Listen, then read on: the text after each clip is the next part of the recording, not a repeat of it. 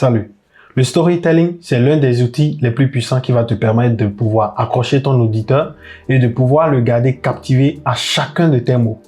Mais aujourd'hui, beaucoup de conseils existent et la rendent beaucoup trop compliquée à mettre en application. Mais la vérité, vous voulez savoir la vérité? La vérité, c'est que le storytelling, en réalité, c'est juste de raconter une histoire. Tout dépend de la manière dont il faut la raconter. Et pour être plus clair, une même histoire peut être racontée par deux personnes différentes, mais la perception, mais l'émotion qu'elle va pouvoir susciter en fonction de la personne, en fonction de la manière dont elle a été racontée surtout, va être différente. Et c'est ça qui fait la différence entre une histoire normale, un conte normal et un storytelling. Si vous m'accordez seulement 9 minutes, vous découvrez 5 techniques incroyables qui vont vous permettre de raconter des histoires différemment, de faire des narrations en storytelling, de pouvoir connecter avec votre auditeur, exactement comme je le fais là maintenant. Pour ceux qui découvrent ma chaîne à travers cette vidéo, on parle de communication. Et pour ce faire, on va pouvoir s'inspirer de nos personnalités à nous autres, donc nos personnalités africaines, et de pouvoir étudier leur code, de pouvoir étudier leur manière de faire et de pouvoir l'implémenter aussi dans nos vies quotidiennes. Et laissez-moi vous montrer un court exemple de M. Patrice Talon. Pour ceux qui ne le connaissent pas, il s'agit du président de la République du Bénin. Il est connu pour sa faculté à pouvoir persuader, pour son éloquence et aussi sa faculté à pouvoir raconter des histoires. Et le sujet de cette vidéo, c'est le storytelling. Donc le storytelling qui va nous permettre de pouvoir raconter des histoires différemment et de pouvoir nous connecter immédiatement avec notre auditeur. C'est une histoire de quelques secondes très puissante. Et à la fin de cette vidéo, vous saurez comment raconter des histoires exactement comme lui. Je crois que c'était en février 2019 que j'ai reçu ici au Palais l'ensemble des partis politiques représentés au Parlement. Parce que nous venons d'engager la réforme du système partisan. Les textes adoptés qui répondaient parfaitement à l'attente de tous avant 2016, ces textes ont commencé à être boudés par une partie de la classe politique, notamment l'FCBE d'alors.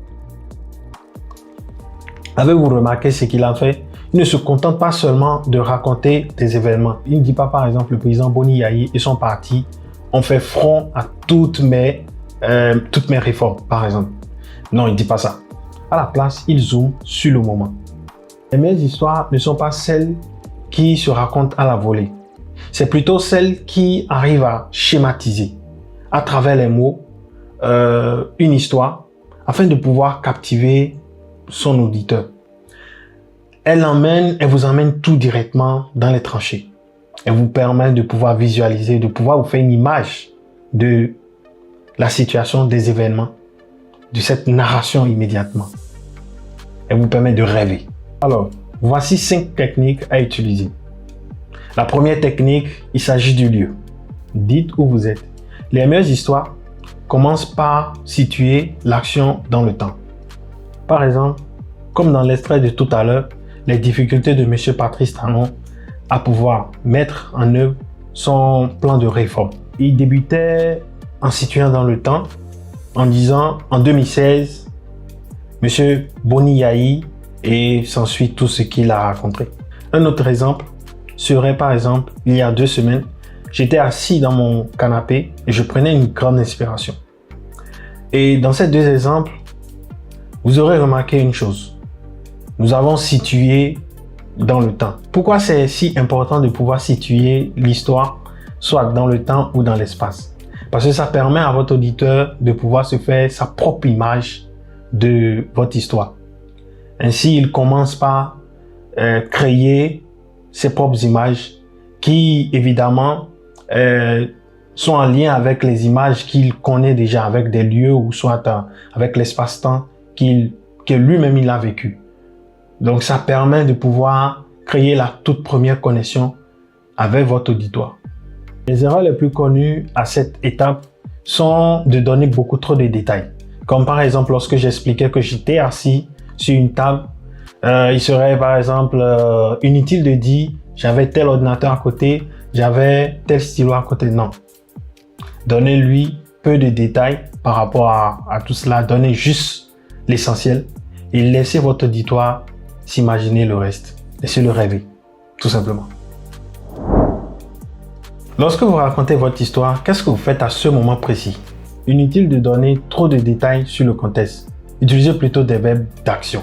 Par exemple, Patrice Talon qui expliquait qu'il a souhaité un dialogue politique entre les partis le soutenant et les partis d'opposition, directement avec des verbes d'action. Ou par exemple, lorsque j'expliquais que j'étais assis avec mon verre, qu'est-ce que je faisais en ce moment? Peut-être je lisais un document ou simplement j'étais en train de répondre à un texto, tout simplement. Et vous laissez, comme d'habitude, votre auditoire s'imaginer le reste, rêver. Pourquoi? Cela crée un événement nouveau. Cela permet à votre auditoire de comprendre que vous ne lui perdez pas le temps et que vous l'emmenez vers les événements les plus importants de votre histoire. Comme précédemment, la plupart des erreurs à cette étape est aussi de donner trop de détails pour votre histoire. Laissez-le s'imaginer le reste. Partagez ce que vous pensez à ce moment crucial. Nous avons des milliers et des milliers de pensées par jour: espoir, désespoir, inquiétude, espérance, etc. Au lieu de dire j'étais excité de voir mon coup de cœur, vous pouvez simplement dire ah, ça va être trop cool. Je vais enfin la voir. À cette étape, évitez d'être trop intellectuel et trop professionnel. Donnez simplement vos idées brutes, sans filtre, névrosées telles qu'elles sont. C'est évidemment ceci qui permet de pouvoir rendre votre histoire plus humaine et plus attachante. Parce que ces mêmes émotions, ces mêmes pensées, aussi bêtes qu'elles soient, sont aussi pensées exactement de la même manière par votre auditoire. N'oubliez pas, le storytelling, c'est l'art de pouvoir connecter, de pouvoir bien raconter une histoire, de pouvoir permettre à votre auditoire de pouvoir rentrer dans les tranchées de votre histoire. Donc, le plus important, l'accent doit être mis sur la connexion entre votre auditoire, entre celui qui vous écoute et vous-même. Les meilleures histoires sont des voyages émotionnels. Par exemple, j'étais heureux, j'étais anxieux. C'est correct, mais c'est assez classique. Et cela ne projette pas assez l'émotion. Tout simplement, au lieu de dire j'étais anxieux par exemple, lors d'une situation ou bien lorsque vous racontez votre histoire, vous pouvez simplement dire je tapotais mon stylo sur la table. Cela projette immédiatement une situation d'anxiété. Et évidemment, cela rend l'émotion plus visible. Donc à cette étape, il s'agit de faire un reportage direct des mots qui ont été prononcés par les personnages de votre histoire. Au lieu de dire mon ami était déçu, vous pouvez simplement dire mon ami me regarda dans les yeux avec un air si triste et me disa Nazi, qu'est-ce que tu as fait? J'ai mal. Ce reportage direct paraît comme si je te parlais à toi qui est derrière la caméra. Alors que l'histoire se passe entre mon ami et moi. Et c'est ça l'objectif. Que lorsque tu es en train de raconter une histoire, que celui qui t'écoute puisse penser que l'histoire s'adresse immédiatement à lui, qu'il fait partie de cette histoire. Cela accentuera davantage l'émotion que tu veux projeter à l'intérieur de ton histoire. Maintenant que vous connaissez ces 5 éléments, appliquons ça ensemble dans un contexte totalement inattendu. La séduction. Pour vous mettre un peu en contexte, j'ai rencontré une fille avec qui je parle déjà depuis 2 mois. Et elle me plaît. Et j'aimerais utiliser évidemment le storytelling pour lui raconter à quel moment je commençais par éprouver des sentiments pour elle. Et essayer de la séduire. Donc, je l'invite à un date. Et ensuite, je la drague en quelques mots. Je la drague. Pourquoi je prends ce contexte? C'est pour vous montrer que il est possible de raconter des histoires dans n'importe quel contexte. Que ce soit en séduction, que ce soit dans votre vie personnelle, que ce soit dans le business, que ce soit au travail, que ce soit aussi lors des conférences.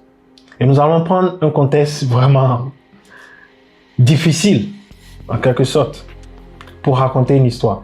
Tu te rappelles, il y a 3 semaines, lorsque je t'ai invité à sortir, suite à cette période douloureuse que tu traversais. Et ce jour, il pleuvait ardemment. Lorsque nous sommes allés au restaurant ensemble. Arrivé au restaurant, malheureusement, il y avait une erreur lors de la réservation de nos tables. Ce qui a fait en sorte que nous nous sommes installés dans le coin. Évidemment, loin de tout le monde, mais dans notre petite bulle. Et ce jour, tu ne savais pas quoi manger. Donc, j'avais même fait le choix de ton plat ce jour. Tu étais en train de me raconter tes journées. Ce que tu faisais de mal. À quel point tu étais fatigué d'étudier. Et d'un coup, tu as eu ce petit sourire. À ce moment précis, j'ai arrêté de t'écouter. Pas parce que c'était ennuyant. Parce que plusieurs idées traversaient ma tête. Je me disais, c'est fou à quel point elle est jolie. Si je ne fais pas attention, elle risque de devenir mon monde. Je crois que je suis en train de tomber amoureux. Qu'est-ce que je fais? Je me posais énormément de questions à ce moment. J'ai senti une espèce de calme plat qui m'a envahi. Tu sais, comme quand tu rentres d'un long voyage chez toi. Ton cœur est totalement apaisé. Et il y a cette émotion d'accalmie totale qui t'anime. C'est à ce moment que j'ai souri bêtement en me disant « j'ai compris ». Et puis tu m'as demandé « pourquoi tu souris ?» alors que ce que tu venais de dire n'était pas drôle. Et je t'ai répondu « pour rien ». Mais la vérité à ce moment, c'est que j'ai su que je ne voulais pas être à un autre endroit qu'avec toi. Alors, voilà ce qui se passe. Je suis amoureux de toi. Alors, j'espère que vous avez appris énormément de choses et que mes vidéos vous plaisent et que vous appréciez. Si vous appréciez évidemment mes vidéos, n'hésitez pas à liker, à commenter et à les partager. Et ça me fera du bien parce que vous allez pouvoir soutenir la chaîne. Avant de se dire au revoir, j'ai une chose importante à te dire. Les grands orateurs, à l'instar de M. Patrice Talon, nous rappellent une chose essentielle. Parler, ce n'est pas seulement informer. Parler, c'est aussi faire ressentir les émotions. Alors, la prochaine fois que tu prendras la parole, n'essaie pas juste d'impressionner, mais plutôt essaie de te connecter avec ton interlocuteur ou simplement de pouvoir lui permettre de visualiser cette histoire que tu leur racontes. Car c'est de là que naît le storytelling. Et sur ce, on se dit à la prochaine vidéo. À bientôt.